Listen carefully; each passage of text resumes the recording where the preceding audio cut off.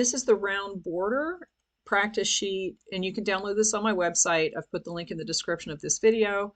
And this is basically would be the top of your cake. So as you're piping the top of the cake border, you need to kind of get an idea about how, how to place the shells. Now, if I would say that if you put this on a turntable, it's going to give you a better kind of approximation of how it really works. I didn't do that for this, so I'm having to move my arm around.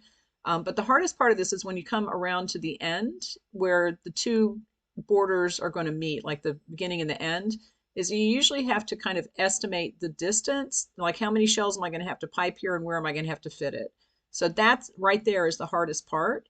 And practicing on the round border, number one, it gives you an idea about how to do that and how to estimate the distance, but it also lets you practice with different borders and decide what you actually want to do on your final cake.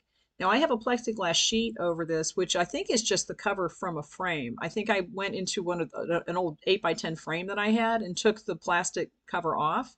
And if you use that, then you can scrape this icing off and reuse it if it's just practice icing. I'm just using air dry buttercream here, so there's no dairy in it, but it's a good way to practice, and it's a good way to kind of just decide how you want the top of your cake to look before you actually pipe it onto the cake, because at that point it's really hard to fix it. And see how right here I'm just kind of messing around. I'm going to see if there's a look that I like. And I like the over piping on these shells. Kind of practice on this and see what it actually looks like. And this is how you do it without ruining your actual cake.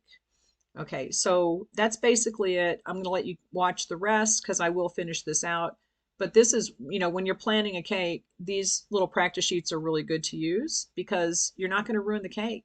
And you can just reuse the icing if it's air dry buttercream.